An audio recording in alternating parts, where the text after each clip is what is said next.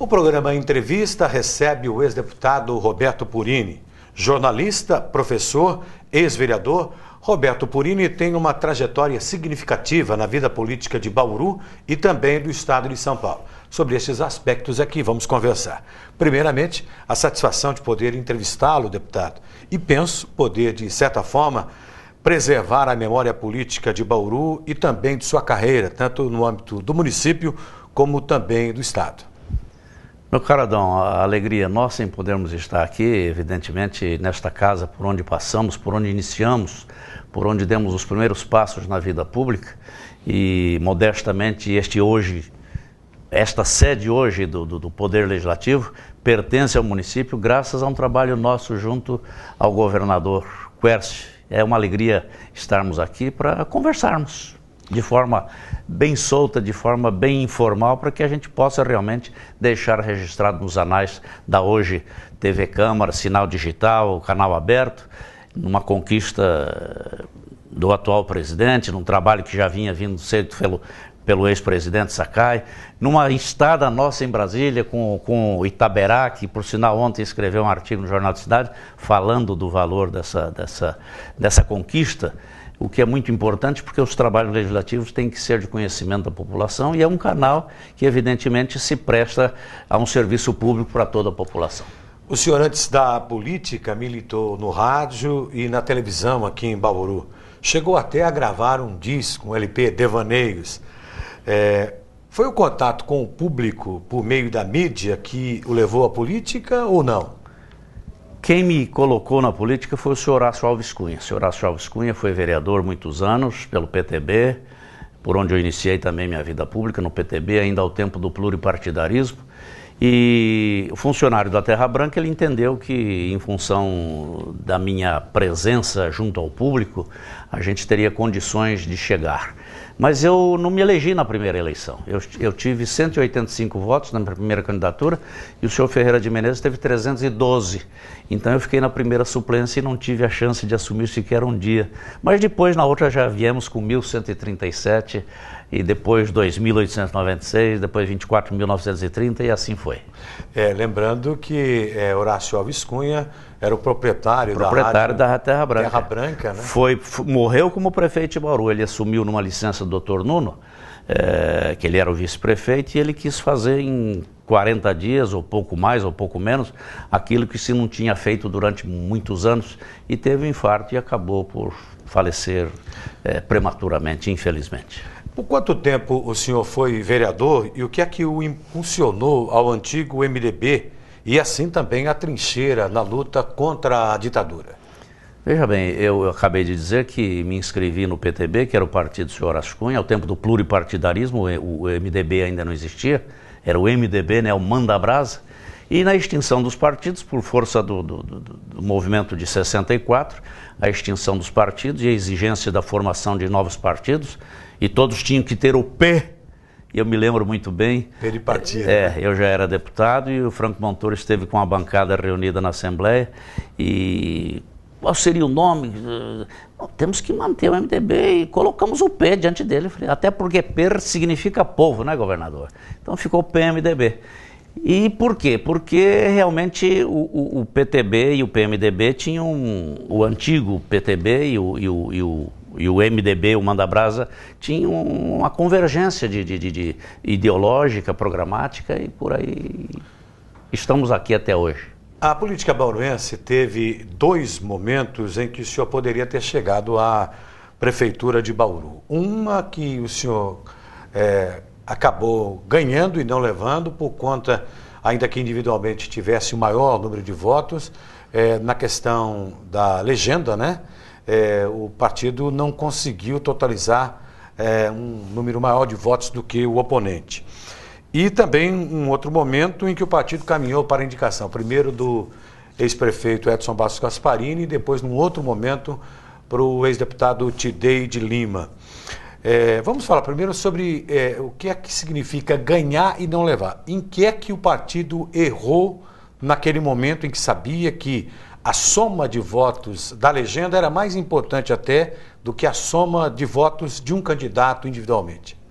Tem toda uma história, meu caro. Eu citei agora há pouco, a minha votação foi exatamente 24.930 votos. Mais 2.000 votos que os meus companheiros tivessem somado, Antônio Fortunato e Nivaldo Tarcísio Cardia, mais 2.000 que eles tivessem somado, teriam 2.000 que sairiam de lá e eu teria sido eleito ainda assim. A diferença foram 2.000 votos, muito embora o prefeito Sbegin, meu ex-colega deputado também, tivesse feito 20.400 e pouco. Então eu tive quase 4.000 votos a mais que o Sbegin, que fez aí um mandato de 6 anos, né? Mas fez um belo governo, auxiliado pelo Abraim, pelo Franciscato. Bauru ganhou, não perdeu não. Mas eu senti, em 2 ocasiões, você me perguntou qual a sensação, qual é o que a gente sentiu. Eu chorei muito porque afinal de contas foi o grande sonho que eu apenas sonhei, né? Ser prefeito de Bauru. Não deu certo, tentei em 88 novamente, eu e o Sbegin éramos candidatos e o Iso acabou ganhando a eleição. Mas eu senti esta mesma coisa assim quando o papai faleceu. Quando o papai faleceu eu chorava, e a minha esposa perguntava, o que eu tenho saudade do meu pai, porque meu pai para mim foi pai e mãe. Eu praticamente não conheci mamãe morreu, eu não tinha 4 anos, então me lembro dela em uma ocasião só. O dia do falecimento, me deram um banho em cima do poço, lá em Polônia, onde eu nasci, e depois no sepultamento, papai me levou, a farmácia era na esquina e o cemitério era na mesma rua. Me levou no colo e eu até escrevi um poemazinho, um sonetozinho a respeito disso. Então, meu caro, eu senti aquela mesma sensação de perda irreparável, entendeu? Mas Deus sabe o que faz. Fiquei 20 anos como deputado, pude trabalhar para o Bauru, talvez como muitos prefeitos em alguns mandatos não tivessem feito aqui entre nós. E depois, com a indicação do Edson Bastos Gasparini, que acabou se tornando prefeito, porque aqui naquele momento não o deputado Roberto Purini concorreu à prefeitura? Muito bem, o Gasparini foi candidato em 82. Eu já era deputado e todas as forças, tudo encaminhava para que eu fosse o candidato. Mas injunções internas me levaram a tomar uma posição de não aceitação naquele instante, muito embora fosse o meu grande sonho. Mas eu que tinha sido conduzido à Assembleia com um número significativo de votos, quase 40.000 votos, naquela ocasião 37.000 e poucos, entendi que, como no primeiro mandato eu tinha trazido para Bauru apenas um ônibus velho para a APAI, o seu Segala era o presidente da APAI à época, ele até teve uma exclamação, pois é, o senhor chegou agora lá, já está trazendo alguma coisa, a gente agradece imensamente. E como é que eu consegui esse ônibus? Através do Manuel Sala, meu colega do PDS na época, que conseguiu junto ao senhor Reinaldo de Barros, que era o prefeito em São Paulo, conseguiu e a gente trouxe esse ônibus. Eu falei, eu preciso me redimir dessa coisa, né? Porque eu era oposição ao Maluf, então oposição morre a míngua, né? Pão e água e olhe lá. E eu então queria fazer mais um mandato para poder mostrar que realmente a gente tinha possibilidades, a gente tinha elementos para trabalhar para o Bauru, como efetivamente trabalhei. Foi uma luta grande, me levaram a São Paulo, todo o partido, estava lá o Cardoso Neto, o Tidei, o Carrijinho, o Arlindo Figueiredo, de saudosa memória, enfim, o Luiz Fernando Ribeiro. A cúpula do partido levou para uma última pressão do governador Montoro, do candidato então, governador chama de governador até hoje, era o candidato. E me deram aquela pressão, aí reunimos em meia-lua e o governador, o então candidato a governador Montoro, então Tidei. Ele falou, eu gostaria que o Purini falasse, porque a pressão era em cima de mim. Eu falei, governador, eu já tomei a decisão, e a minha decisão é irreversível. Eu não serei candidato a prefeito. E vou explicar por quê. Até poderia sê-lo. Mas o senhor na cabeça, eu te dei aqui embaixo, com a vinculação de votos, eu não tenho dúvida de que nós faremos o nosso prefeito. Há nomes aqui como do Gasparini, do Cardoso, enfim, nós temos quadros para que, puxados pelo senhor lá em cima e nós aqui por baixo, possamos chegar à prefeitura. E não deu outra, assim saiu o Gasparini e o fizemos prefeito, infelizmente também morreu em meio ao mandato, né? E tanta coisa aconteceu, infelizmente. Nestes imponderáveis da vida, nós citamos um aspecto político-eleitoral, que foi a eleição que o senhor concorreu, teve o maior número de votos e acabou não prefeito. E depois tem um momento também em que o Gasparini acaba, de uma certa forma, com uma legitimidade, tanto eleitoral como popular, muito grande, chegando à prefeitura, mas infelizmente não conseguindo cumprir o mandato. E o senhor conviveu com o Gasparini como militante político, como vereador combativo. Que reflexão o senhor faz sobre o que é que poderia Bauru ter ganho com o Gasparini conseguindo cumprir com o mandato dele? Veja bem, o Gasparini era um homem de uma seriedade, de uma humildade. Tenho duas passagenzinhas que eu gostaria de contar. E penas que eu não trouxe também um acróstico que eu fiz. Eu tenho guardado uma hora Gasparini, dizendo da falta que ele nos faz até hoje, entendeu? Tenho comigo guardado lá, Gasparini. É um acróstico que eu fiz em homenagem a ele. Guardei para mim, mas o conteúdo é esse. Da saudade e da falta que nos faz. Gasparini, na ocasião, nós viajamos para São Paulo e paramos a caminho de Conchas ali, ainda na estrada antiga, e ele saiu para Eumitório e tinha um sapo moribundo, sabe? Um sapo. Ele, enquanto não reavivou esse sapo, ele não voltou para comer um pastel, certo? Uma outra passagem seríssima, muito interessante do Gasparini. Oh, meu Deus, agora me fugiu. Ah, sim. Ele, quando se elegeu, já estava enfermo, ele tinha um tumor na cabeça. O Gasparini fez uma cirurgia na cabeça, abriu a cabeça para tirar o tumor. Sabe como é que ele veio de São Paulo para Bauru? Ele veio na carroceria de uma caminhonete do genro. Foi direto ao rancho do Mussa, onde ele ficou lá na beira do Tietê, no rancho do Moça Tobias. Nosso companheiro, aliás, meu candidato a vice em 76, o Moça Tobias foi candidato comigo. Depois de eu ter convidado 10 pessoas, ninguém quis aceitar ser vice meu. Teve um colega professor que me disse às 7 horas da manhã, lá na instituição Toledo, quando eu formulei o convite a ele, falou: você está ficando louco, Purinho? Vai dar murro em ponta de faca? Vai brigar com os homens do dinheiro? Eu falei: mas se não brigar, como é que faz? Vão ficar aí a vida inteira? Nós temos que tentar pelo menos, né? Então você veja a humildade da criatura, quer dizer, vem na carroceria, no caminhonete, depois de ter feito uma cirurgia na cabeça. Quer dizer, é inacreditável, né? Então, por isso tudo a gente se recorda do Gasparini com muita saudade e realmente... E ele seria capaz... E ele seria... tinha iniciado já, né? Até porque tinha na retaguarda também, assim como o Isbeg teve Franciscato e Abraim, ele tinha o Tidei e o Purini e tinha, acima de tudo, o compromisso com o povo, né? De retidão, de conduta, enfim, ideológica, para fazer um governo que poderia ter resultado, ter dado outros efeitos que infelizmente nós não obtivemos, até por questões políticas também, né? Porque o Gasparini tinha um modo de agir e outros tantos não tinham a mesma forma.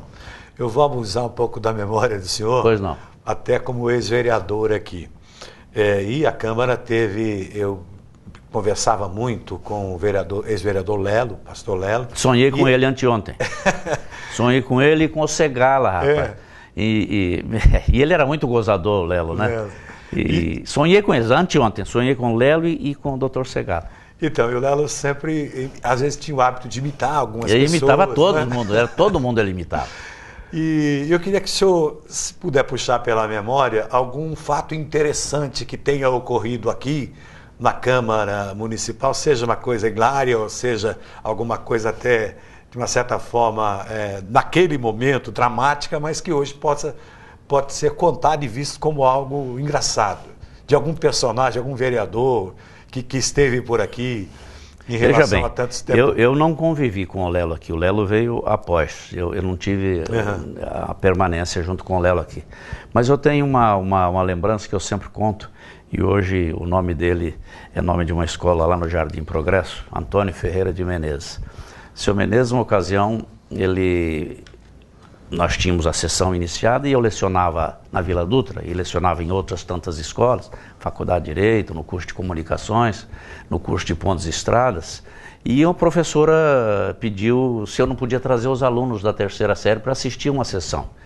E eu trouxe os alunos e quando o seu Ferreira viu, né, a plateia ali, ele gostava do microfone, ele perguntou: menino, ele me chamava de menino, menino, quem é essa gente? Eu falei: são meus alunos lá da Vila Dutra.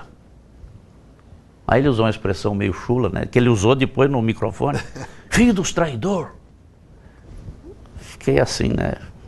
Bom, aí a hora que ele foi pro microfone, tá aí, os filhos dos traidores traíram o velho Menezes, que foi até o Getúlio Vargas e o Gaspar Dutra para tratar dos assuntos de interesse dos ferroviários, e ele não tinha sido eleito numa ocasião, reeleito, né? Então ele tinha aquela mágoa, e eu fiquei, a professora, coitadinha, eu era um anfitrião, né? Aí eu subi, aí chegou a minha vez, fui, eu falei, senhor professor, senhores alunos, talvez não tenha entendido bem a manifestação do colega, mas a gente tem que relevar, porque afinal de contas, tudo que tem de bom nesta cidade, foi ele que arrumou, foi ele que conseguiu. Ele deu um sorriso assim, e o seu Chico Dar médico atrás dele, cochichou qualquer coisa no ouvido, deve ter. Ainda acrescentei, e se não foi ele ajudou grandemente para que acontecessem coisas boas. Aí o seu Chico deve ter falado, o Purim está ironizando, está gozando, ele ficou sério assim. Aí eu pedi desculpas e tal, vim pro lugar, ele chegou no meu ouvido assim, falou, menino, eu te dou um tiro na boca. Mas estamos vivos hoje, ele é nome da escola lá, que eu, através de um projeto meu, fiz na Assembleia, e hoje ele é nome da escola, porque era um cidadão não muito bem formado, mas era muito bem informado. Ele era capaz de falar 2, 3 horas, e ainda com respeito a isso. Um dia ele foi à rádio, ele tinha 5 minutinhos na Terra Branca, e eram 5 minutos que antecediam a Hora do Brasil. E ele terminava, e o Cruxinho, que era o sonoplasta, quando eu ligava o microfone para ele, saía e ia lá para a discoteca, porque era o programador também, e ele punha o paletó no respaldo da cadeira e tal. Então ele viu que era 7 horas, se encerrou e tal, e coisa, levantou, pegar o paletó, ainda dou um tiro num bandido aqui, saiu no ar, ele estava bravo, não sei porquê. Então são coisas que acontecem.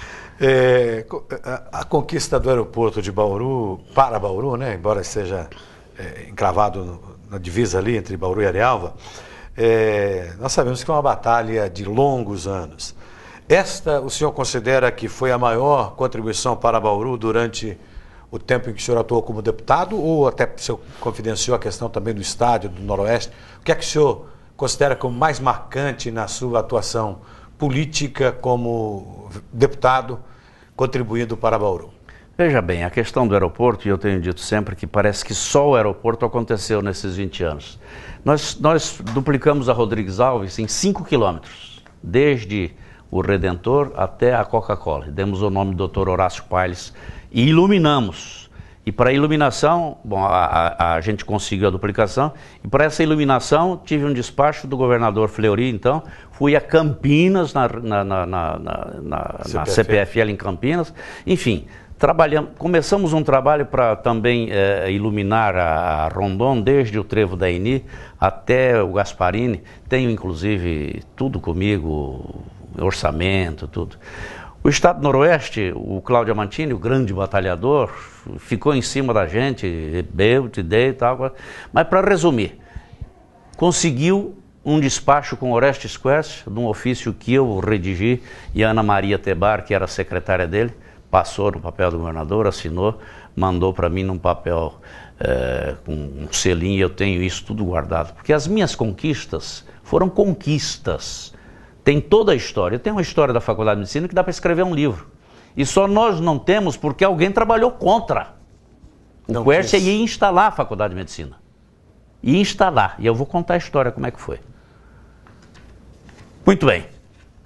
Escolas... Vai contar para nós agora? Vou contar agora.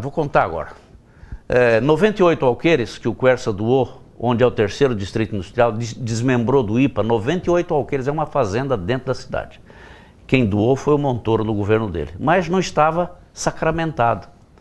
Precisava fazer a medição, e aí eu fui à CESP, consegui lá com os topógrafos e tal. Eu tenho fotografias, que ainda estive com elas na mão. O Laborda, que era vereador, esteve junto comigo, temos tudo fotografado, isso aí, então, tudo bem.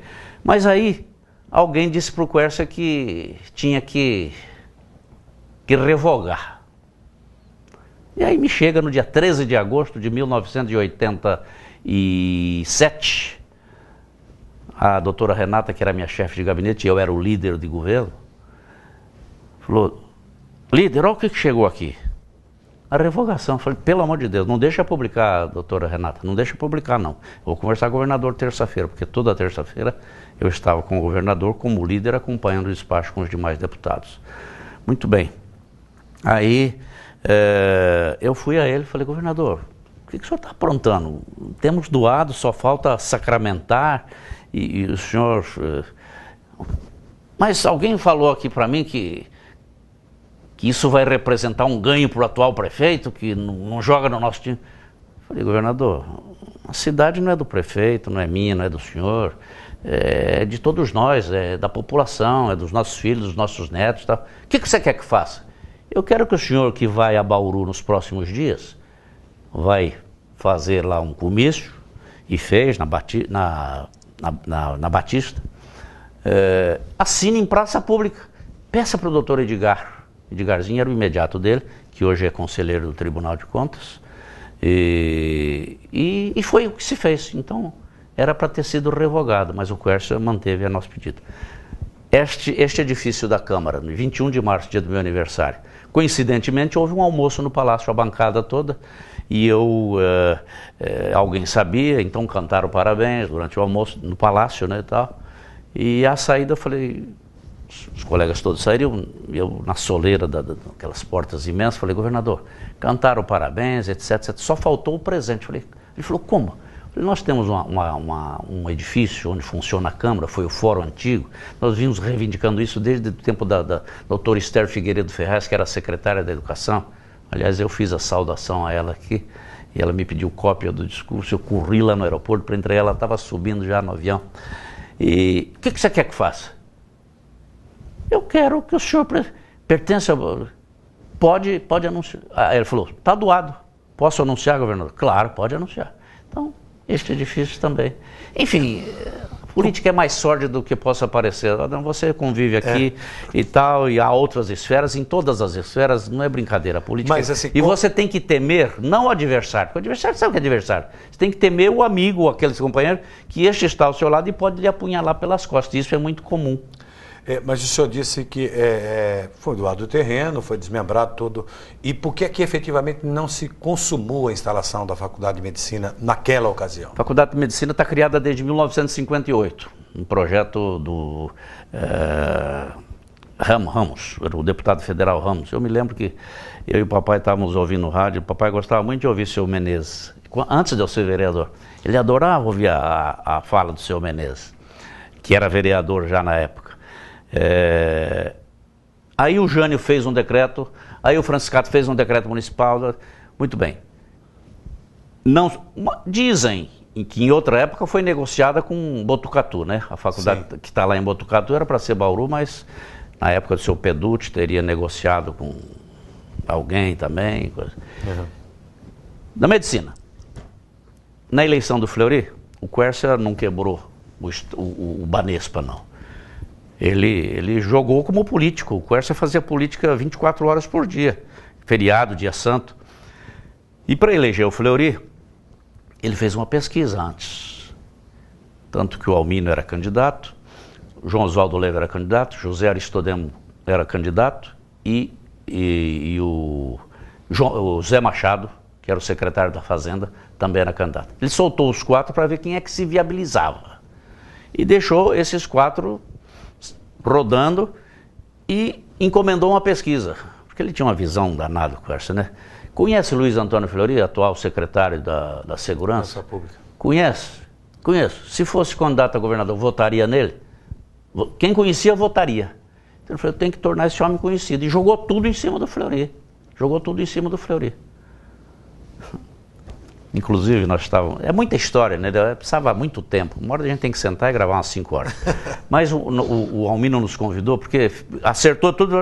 Aí na segunda-feira ele ficou de anunciar quem seria o candidato. Tinha 4 que ele soltou, mas tinha um na manga, né?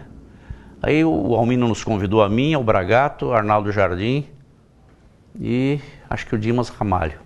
Fomos almoçar. Eu lembro até o que o Almino comeu naquele dia. Ele pediu língua de vaca no restaurante. Aí, conversando e tal, eu estava do lado dele, e ele estava achando que ele seria o indicado, ele era o vice-governador, ele era o vice do Quércia. Aí eu falei, doutor Almino, Eu não sabia de nada, juro que não sabia. Eu sabia que tinha uma pesquisa e tal, não sabia o resultado da pesquisa. Falei, se eu fosse o senhor, eu não estaria assim tão convicto. Ele continuou comendo a língua com arroz e tal. Daí, uns 2 minutos, ele falou, doutor, falou para mim, doutor, o senhor está sabendo de uma coisa ou é mera intuição?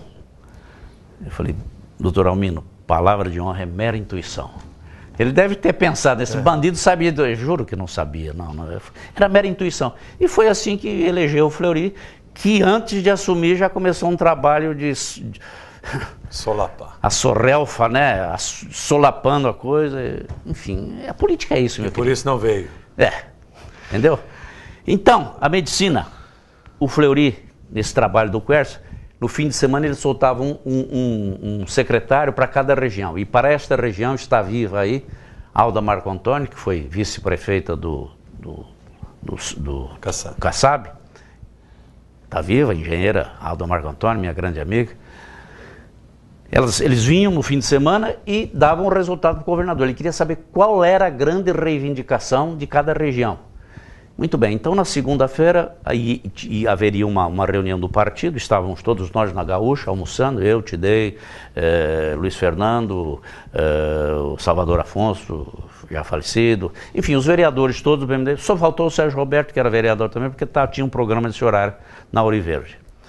Muito bem, aí eu saí de casa e disse, Marlene, olha, estamos na Gaúcha, qualquer coisa, estou lá.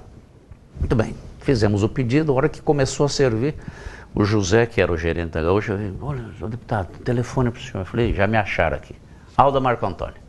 Ô, Purina, você me perdoe, mas a sua esposa me disse que estava aí e eu não podia deixar de lhe dar essa notícia. Eu tinha que lhe transmitir. O Quércia vai instalar a Faculdade de Medicina, que é a grande reivindicação, principalmente dos jovens. Falei, Alda, notícia assim você pode me passar de madrugada, qualquer hora, filha. E eu lhe agradeço imensamente e cumprimente o governador, porque afinal de contas, realmente é um desejo de toda Bauru e de toda a região.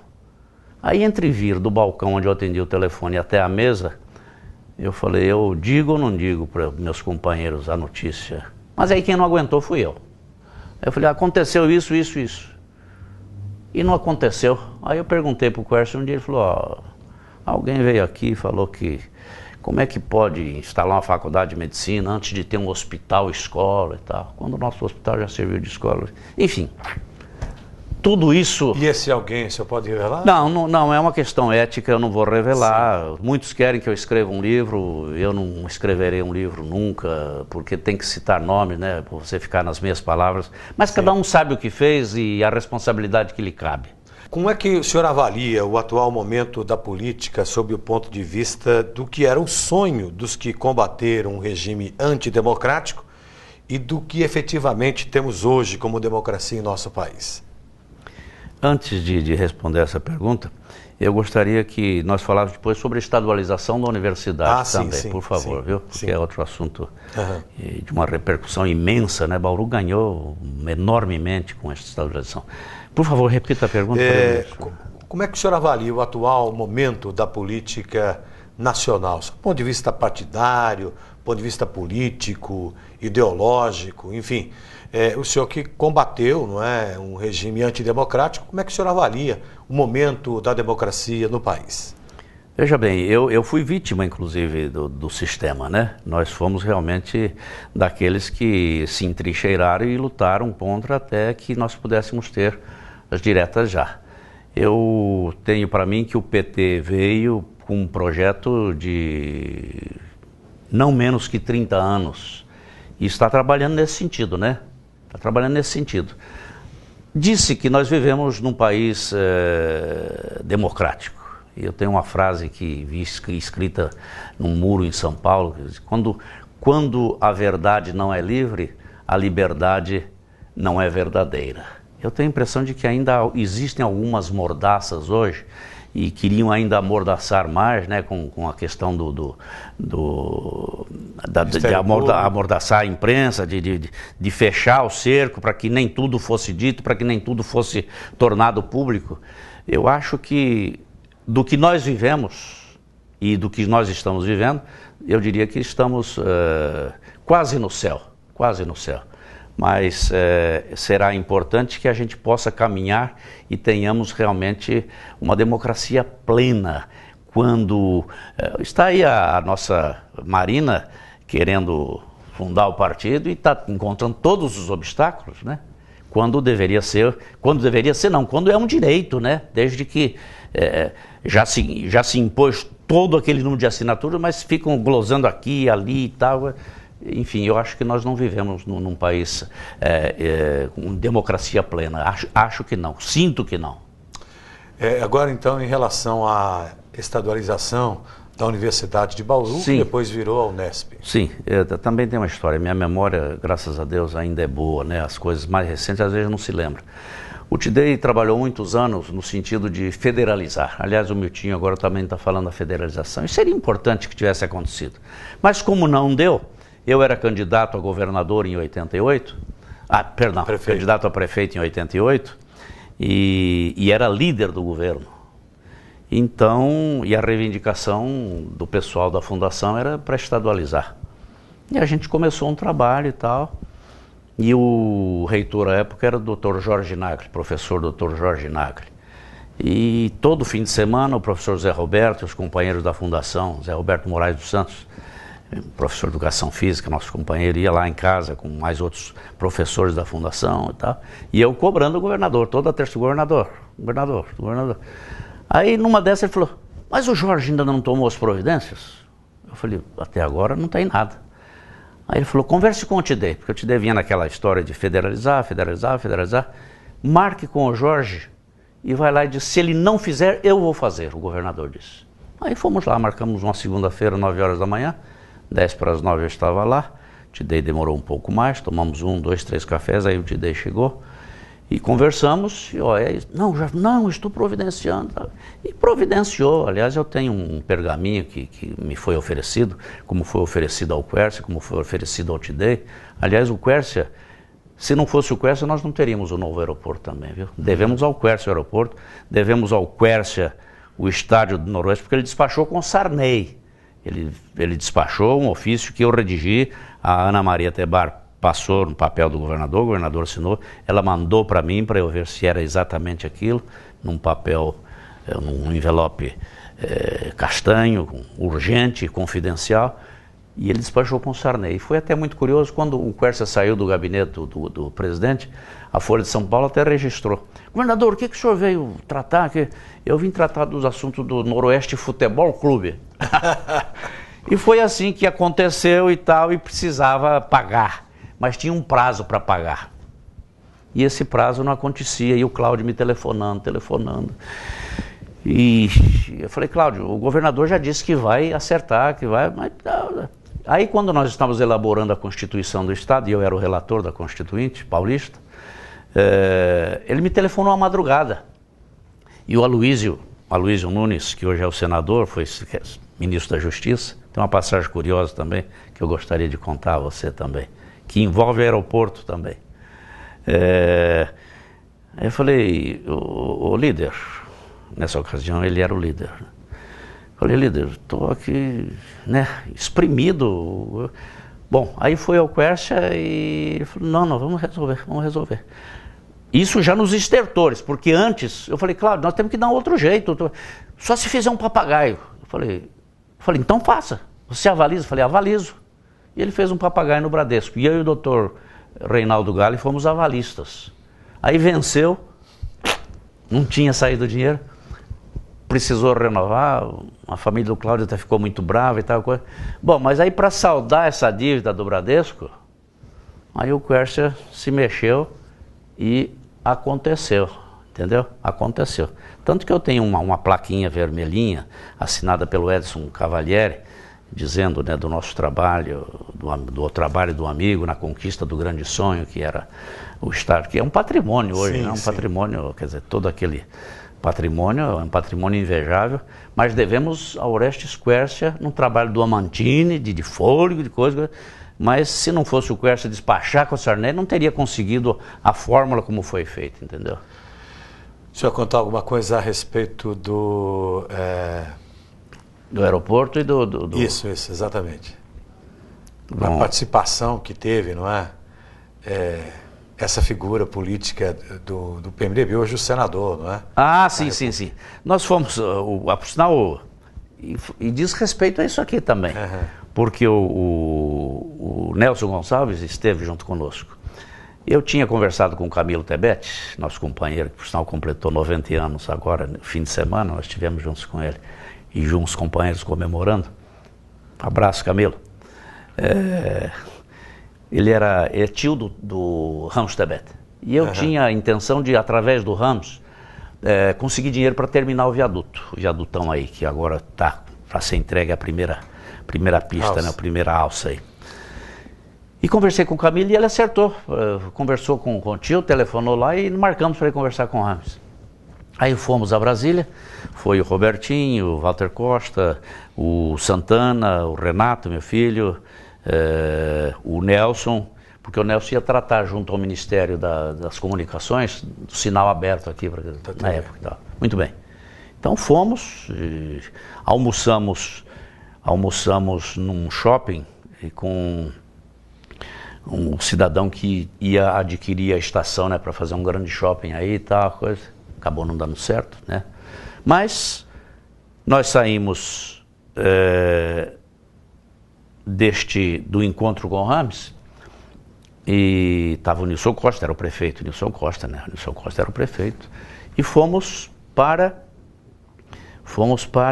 o Ministério das Comunicações, sim, que o Nelson queria ir até lá e tal. Bem, quando nós saímos do Ministério das Comunicações, lá, Ministério da Justiça, em frente, né? Eu falei, prefeito, vamos dar uma entradinha aí, vou dar um abraço no ministro. Mas você marcou audiência? Não, não marquei não.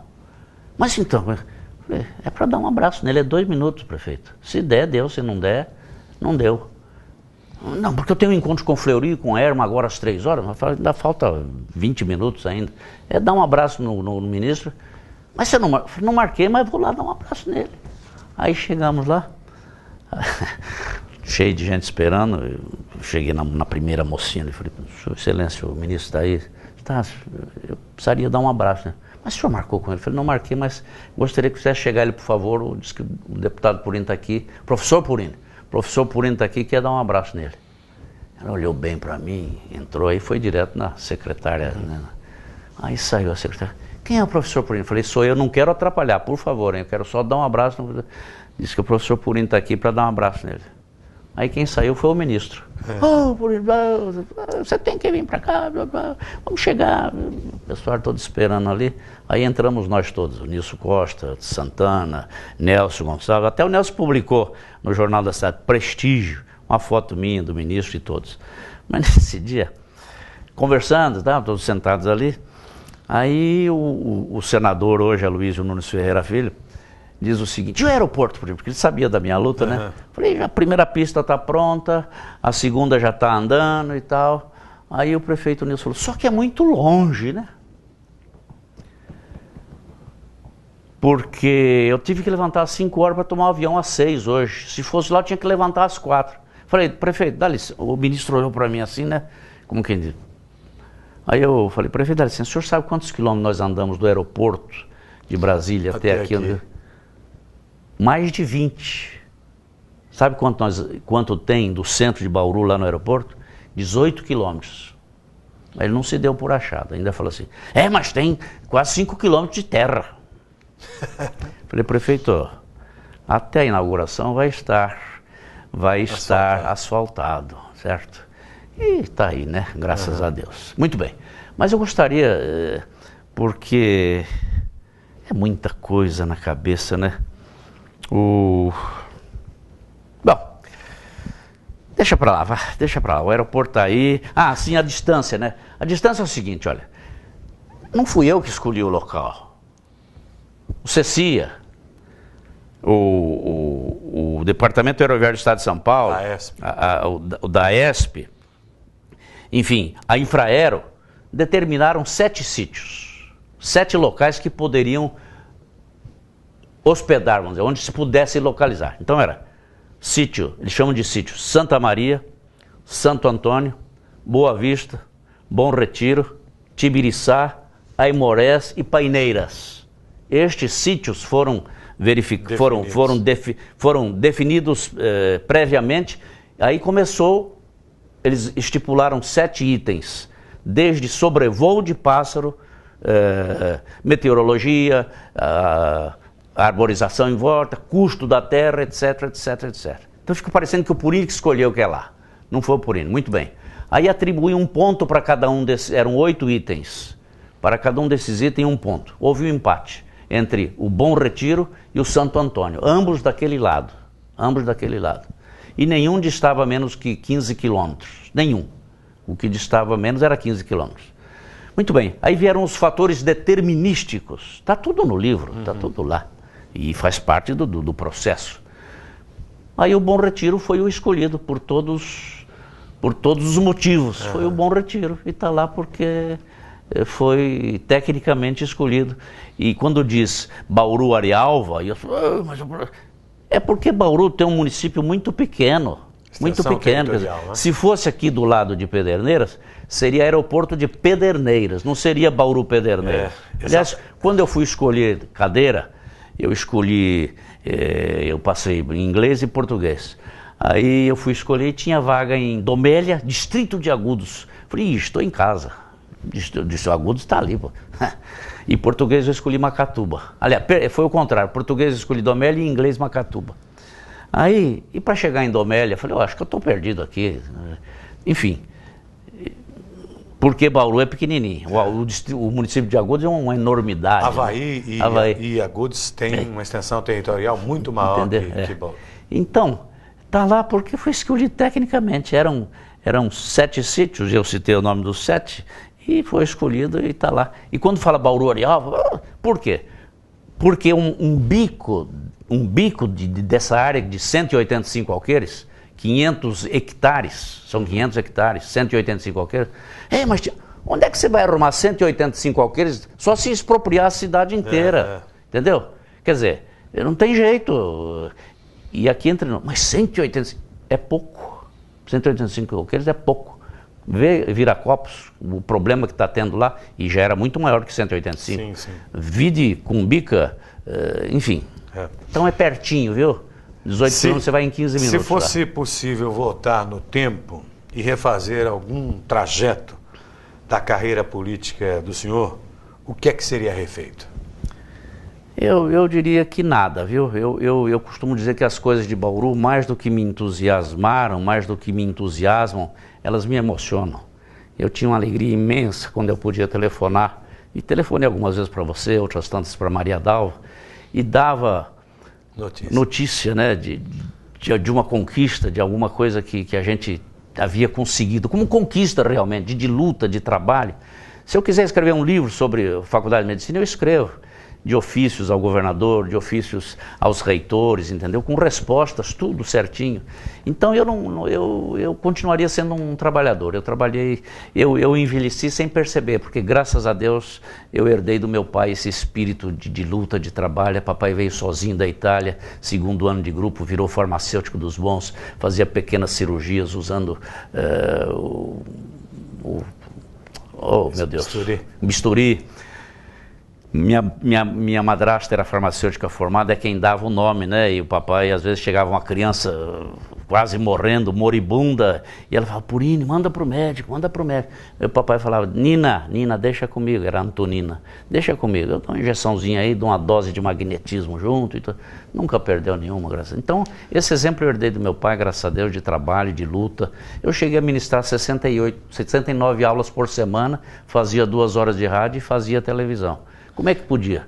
Eu convivi parte desse tempo com o senhor, porque entre 76 e 78 nós somos companheiros na Rádio Terra Branca. Exatamente. Então, e para finalizar, eu sei que agora eu vou exigir um pouco, até por conta dos inúmeros amigos que certamente o senhor construiu na vida pública. Mas o maior, eu não quero os maiores, o maior nome da política brasileira com o qual o senhor conviveu e com quem aprendeu muito? Eu diria que aprendi com todos. Cada um me ensinou um pouco. Alguns ensinos construtivos, outros destrutivos, porque mentirosos, traidores, né? Entendeu? Prometedores de coisas que não cumpriram, apesar de terem jurado que dava até por escrito e acabou não acontecendo. Hoje eu era para ser conselheiro do Tribunal de Contas. E alguém me disse, se você quiser te dou por escrito. Eu falei, não vou lhe submeter esse constrangimento, governador. Seria até o caso, porque eu já falhou 2 vezes, mas o senhor conhece, eu perguntei a ele, na casa dele, no palácio, o senhor conhece um poema do Tiago de Mello, Estatutos do Homem?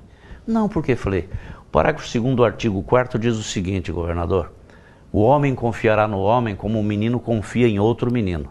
Eu vou continuar sendo o menino que acredita no homem. Espero que esta crença possa ser válida, mas não valeu. Mas tudo bem, Deus sabe o que faz. Eu podia estar morto hoje. Eu tive um câncer de próstata. E, graças a Deus, descoberto pela mão de Deus, assim, extirpei minha próstata. Estou livre, né, há 12 anos, graças a Deus.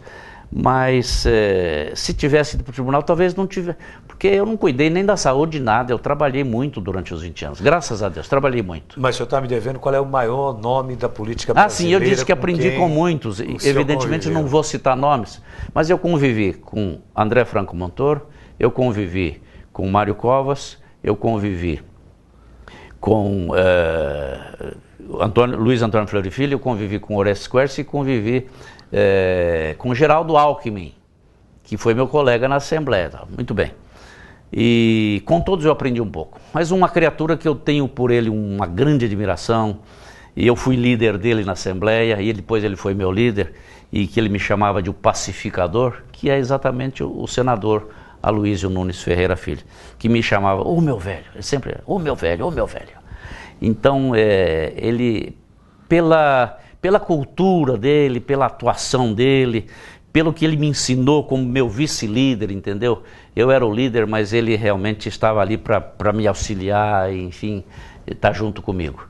Então eu aprendi com toda essa gente um pouco de cada um. E na Assembleia houve também alguns companheiros com quem eu pude também aprender. Barros Munhoz, foi o que esteve comigo, né, na elaboração da Carta Magna, da nossa Carta Estadual. Enfim, um grupo de pessoas com quem aprendi um pouco com cada um. Mas a gente vive aprendendo. Ainda hoje estava lendo que a vida é uma evolução, né? Eu digo que com os meus alunos, eu ensinava alguma coisa, mas aprendia muito mais com eles. A convivência, né?